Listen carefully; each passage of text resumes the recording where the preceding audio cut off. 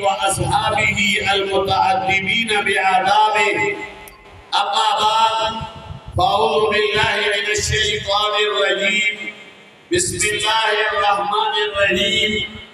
يرفع الله الذين آمنوا منكم والذين أوتوا العلم درجات. صدق الله العظيم. ستیزہ کار رہا ہے عمل سے قائم رو، ستیزہ کار رہا ہے عمل سے قائم رو، جناب مصطفی سے شرار ابوالہبی. حضرات، میں آپ کے سامنے چند منٹ کے لیے خریداران یوسف میں اپنا نام شامل کرنے کے لیے کھڑا ہوا ہوں. جس طرح وہ ایک گڑیا اپنی سکے جو کوٹے سکے تھے یا صحیح تھے، وہ محدود چند سکے اٹھا کر کسی نے کہا کہ بھی اماں آپ کے چند سکے یوسف علیہ السلام کے اباؤ کے لیے کیا کافی تھے؟ اس نے کہا خدا کے بندے میں صرف خریداران یوسف میں اپنا نام شامل کرنے کے لیے آئے. تو آپ بھی اور میں بھی اس جلسے میں اس حیثیت سے آئے ہیں کہ اسلام یہ ابدالآباد تک باقی رہنے والا دین ہے. ان الدین عند اللہ الاسلام اور انا نحن نزلنا الذکر وانا لہ لحافظون. دین کی حفاظت اللہ کر رہا ہے. یہ تو آپ کے اوپر اور ہمارے اوپر اللہ کا احسان ہے کہ ہمیں اس کی خدمت کے لیے چن لیا. یہ نوجوان خوش قسمت ہے جنہوں نے جمعیت علماء اسلام کی قیادت استقبال کیا، کیونکہ آج لوگ ڈول تماشے والوں کے لیے بھی جمع ہوتے ہیں، بگڑے ڈالتے ہیں اور مغربی تہذیب اور تمدن پر مر مٹنے والے ناچ گانے کے لیے بھی جمع ہوتے ہیں. کلبوں اور تھیٹروں میں بھی ساری رات لوگ وہ گزارتے ہیں. لیکن اللہ کے دین کے خاطر انہوں نے اپنا پسینہ گرایا. انشاءاللہ روز قیامت ان کا پسینہ گرنا ان کے لیے نجات کا باعث ہے. تو میں دو باتیں عرض کرتا ہوں. اس جلسے کا پیغام دو ہے. ایک نمبر پیغام ہے شہید اسلام برادر مکرم حضرت مولانا حامد الحق شہید رحمت اللہ علیہ کے خدمات. تو ان کے خدمات کا تذکرہ بڑا وسیع ہے. انہوں نے اپنی تقریباً 60 سالہ زندگی وہ دین کی خدمت، دین کے سیکھنے اور اس کے اعلاء اور جدوجہد میں جو صرف کی ہے، اس پر انشاءاللہ دارالعلوم حقانیہ میں ماہنامہ الحق کا مستقل نمبر چھپنے والا ہے. اس میں وہ ساری چیزیں آ جائیں گی کہ ان کا بچپن کیسے تھا، ان کا لڑکپن کیسے تھا، ان کی نوجوانی کیسی تھی، ان کی قیادت میں جمعیت کی کیا صورتحال تھی، ان کی مجاہدانہ زندگی کیا تھی، ان کی فقہ و فاقہ کی زندگی کیا تھی، اور ان کی اعلاء کلمت اللہ کے لیے جدوجہد. تو یہ ساری چیزیں الحمدللہ تاریخ کا حصہ ہے، اور تاریخ میں وہ انشاءاللہ زندہ رہے. وہ لوگ نہیں مرتے ہیں جنہوں نے اپنی زندگی اسلام اور شریعت کی خاطر وہ ختم کی. مولانا حامد الحق کا قصور کیا تھا؟ مجھے لوگ کہتے ہیں کہ جی کیا قصور تھا؟ میں کہتا ہوں کہ وہ قرآن مجید میں جو اصحاب الاخدود کا واقعہ ہے، وَمَا نَقَمُوا مِنْهُمْ إِلَّا أَن يُؤْمِنُوا بِاللَّهِ الْعَزِيزِ الْحَمِيدِ. اور مختصر اردو میں کہتا ہوں کہ اکبر نام لیتا ہے اس زمانے میں خدا. یہی گناہ تھا مولانا حامد الحق کہ وہ جہاد کی حمایت کرتا تھا، وہ شریعت اسلامیہ کی بالادستی کے لیے کام کر رہا تھا، وہ کمزور قوتوں کا دفاع کرنا وہ حق سمجھتے تھے. اور دارالعلوم حقانیہ جو الحمدللہ 4 دانگ عالم میں کفر کی آنکھوں میں لٹک رہا ہے.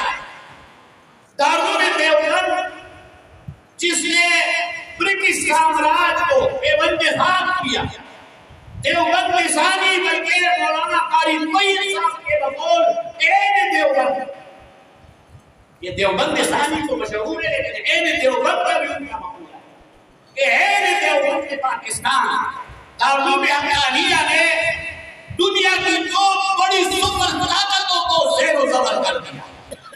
روس اس کا وجود صفحہ ہستی سے مٹایا گیا. یہ کنہوں نے کیا؟ یہ ان مجاہدینوں نے کیا جن کے پاس کچھ نہیں تھا. واللہ جلال الدین حقانی نے مولانا سمیع الحق کے دفتر میں اس کے ساتھ میں بیٹھا تھا. میں نے کہا کہ آپ کو ایسی کوئی جہادی یاداشت جو میدانی جنگ میں آپ کو یاد پڑتی ہو.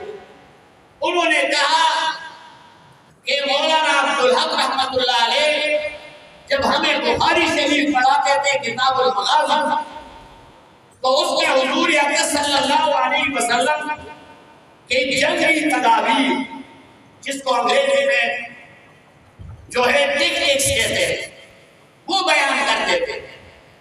اور پھر یہ ہمیں سناتے تھے کہ حضور اکرم صلی اللہ علیہ وسلم نے کافروں کے خلاف وہ ریت اٹھائی اور اس ریت کو کافروں پر دے مارا اور وہاں رمیت اذ رمیت ولکن اللہ رما. تو اسی طرح ہم نے چند کنکر اٹھائے. ہم اس وادی میں کھڑے تھے اور روسی سینکوں کا قافلہ آ رہا. ہمارے پاس کچھ نہیں تھا ماں سوائے پیپسی کے خالی بوتل اور اس کے اندر ہم نے ڈالا تھا تیل اور اس کو ہم تھوڑا سا پھراتے گھماتے تھے چڑھتے تھے اور نیچے سے ہم نے مولانا عبدالحق کے اس کتاب المغازی کو درس کو یاد کیا کہ رسول اللہ صلی اللہ علیہ وسلم کے متعلق ہمیں وہ سناتے تھے اور وہ ایسے سناتے تھے جیسے میراج جنگ کا نقشہ فتوح الشام اور ان چیزوں میں وہ ساری چیزیں نقل کرتے. تو وہ فرماتے تھے جلال الدین حقانی جس کو امام المجاہدین اس زمانے میں کہنا چاہیے. تو امام المجاہدین کہتے تھے کہ ہم نے کنکر اٹھائے اور اس کنکر کے اوپر ہم نے یہ وظیفہ پڑھا کہ وما رمیت اذ رمیت ولکن اللہ رما. تو واللہ وہ کہتا ہے ہم نے جب پھینکے تو ہم نے روسی سینکوں کو دیکھا کہ وہ اڑ اڑ. معجزات اپنی جگہ یہ کرامات الاولیاء حق یہ اولیاء کی کرامات ہیں. آج 4 دانگ عالم میں پھرے. میں نے ملائیشیا میں 2018 میں عید الفطر کی نماز پڑھی تو نماز کے فوراً بعد خطبہ سنا اور خطبے کے بعد میں واپس پلٹا کیونکہ میری 1.5 گھنٹے کے بعد فلائٹ تھی پاکستان کی. تو کسی نے پیچھے کی طرف سے میرے عمر پہ ہاتھ رکھ کر کہا کہ مولانا اس خطیب سے نہیں ملو گے. میں نے کہا کیوں نہیں ملوں گا لیکن وقت کم ہے. اس نے کہا چلے مسافہ. میں نے کہا آؤ مسافہ. جب میں نے مسافہ کیا تو خطیب صاحب نے مجھے کہا کہ میں دارالعلوم حقانیہ کا فیضیہ بتاؤں دیوا سے. میں نے کہا کس کا؟ اس نے کہا وہاں ٹاؤن لاہور میں ایک مدرسہ ہے اور وہ دارالعلوم حقانیہ کا فاضل ہے اور وہ ہمیں سند سناتے تھے نبی قال حدثنا اور پھر کہتے ہیں کہ ہم شیخ مولانا عبدالحق عن الشیخ مولانا حسین احمد مدنی عن الشیخ شیخ الہند مولانا محمود حسن دیوبندی عن الشیخ شارش بشیر احمد الجوہری عن الشیخ شارش عن الشیخ مولانا قاسم النانوتوی اور وہ پورا سند سناتے. آج افریقہ میں تبلیغی جماعت جاتی ہے اور اس کے جنگلوں میں وہ اپنی کارگزاری سناتے ہیں اور ہمیں کہتے ہیں کہ ہم اس سوچ میں پڑے ہوتے ہیں کہ افریقہ کے جنگل میں کوئی عالم ہونا چاہیے جو لوگوں کو قرآن مجید سکھائے جو لوگوں کو دین سکھائے. لیکن جنگل کے اندر ایک چھوٹی سی مسجد میں جب ہم گھستے ہیں تو وہاں حبشی چھوٹے لڑکے گورے کالے وہ بیٹھے ہوتے ہیں. ہم ان کے استاذ کے ساتھ ملتے ہیں سلام دعا کرتے پتہ چلتا ہے وہ حقانیہ کا فاضل ہے.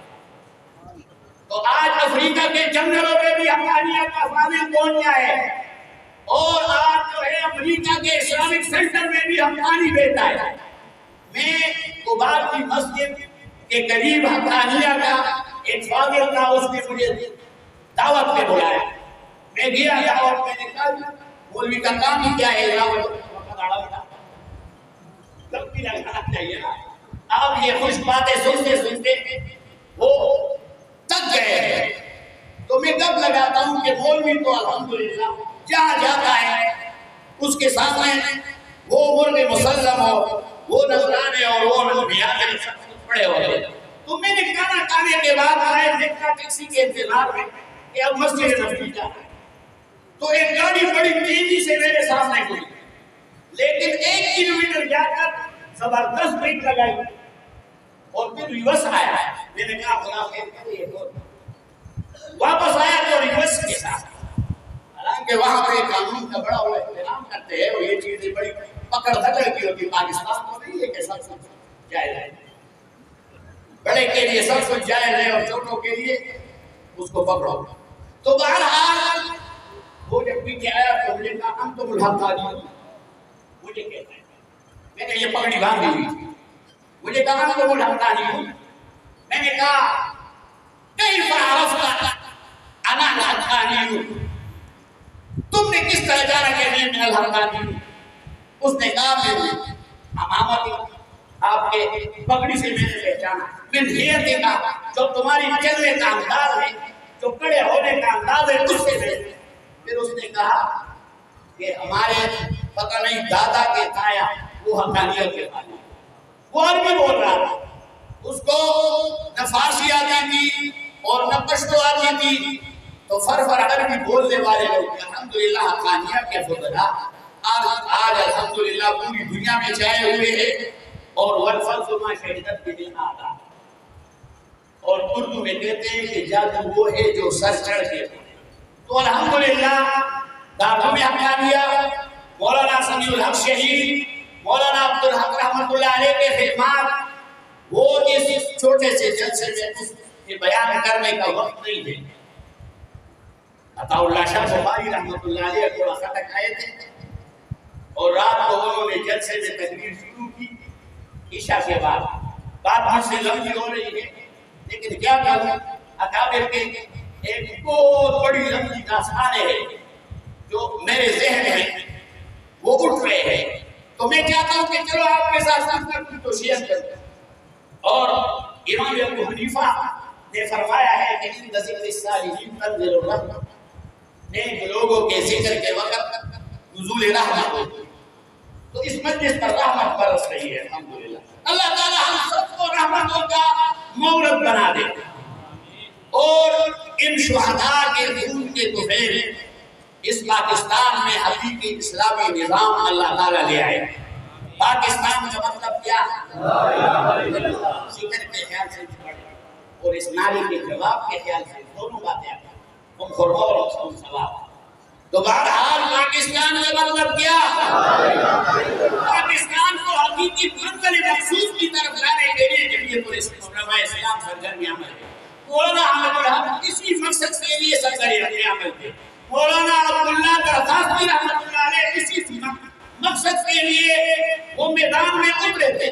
کسی مقصد کے لیے امام التفاسیر حضرت مولانا احمد علی لاہوری رحمۃ اللہ علیہ اور حضرت مولانا غلام غوث حضرمی رحمۃ اللہ علیہ, حضرت مولانا مفتی محمود رحمۃ اللہ علیہ اکابر علماء, انہوں نے ساری زندگی لگائی اور اسی کو وہ رائے نجات سمجھتے تھے.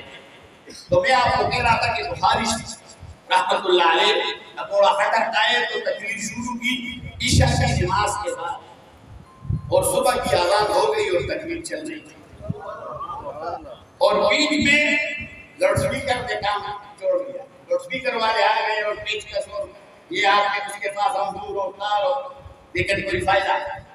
حضرت نے کہا ارے ان بے وضو کو ہٹاؤ, اس بے وضو کو ہٹاؤ, اور پھر اسی طرح شروع ہو گئے. تو یہ ہمارے اکابر علماء تھے جنہوں نے ساری زندگیاں اور آدھی زندگی ریل میں اور آدھی زندگی جیل میں.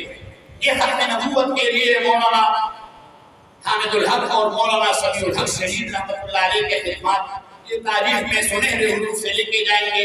میں انہی کلمات پر اکتفا کرتے ہوئے آپ کا ایک دفعہ شکریہ ادا کرتا ہوں اور آپ سے یہی عہد دینا چاہتا ہوں کہ سب نے لے لیا. یہ عہد ایمان کا ہے. ایمان کا عہد یہ ہے کہ صرف یہ نہیں کہ لا الہ الا اللہ، لا الہ الا اللہ کے تقاضے بھی پورے کر دیں. کسی شخص نے شادی کی تو شادی کے بعد وہ بیوی کو نام نفقہ نہیں دے رہا. قاضی کے پاس فیصلہ چلا گیا تو قاضی نے اس کو بلا کر کہا کہ ارے تو اپنی بیوی کو نام نفقہ کیوں نہیں دے رہا ہے؟ اس نے کہا میں نے تو صرف نکاح کیا. اس نکاح خدا کے بندے نکاح کے ساتھ نام نفقہ دونوں آ جاتا ہے. تو حضرت تانوی رحمۃ اللہ علیہ فرماتے تھے کہ جو لا الہ الا اللہ پڑھے گا وہ لا الہ الا اللہ کے تقاضوں کو بھی پورا کرے گا. لا الہ الا اللہ ایمان لانا ہے، اس ایمان کو برقرار رکھنا ہے. ان الذین قالوا ربنا اللہ ثم استقاموا، پھر اس ایمان کے اعلیٰ کے لیے پوری زندگی کوشش کرتے ہیں. باقی السعی منا والامام علی اللہ من اللہ ہے. اللہ تعالیٰ اس ملک کو حقیقی رخ پہ ڈال دے، کیونکہ رخ کی طرف مغربی قوتیں اس کو لے جانا چاہتی ہے. تو وہ فارسی میں کہتے ہیں کہ بھی راہ کے شما درل بترکستان. اگر تو کعبے پہنچنا چاہتا ہے تو کعبے والا راستہ لینا آپ کو پڑے گا. اللہ تعالیٰ ہمیں حقیقی منزل مقصود اسلام کی طرف جانے کی توفیق سے نوازے. وآخر دعوانا الحمدللہ. Abdur Rahman studio YouTube channel please subscribe.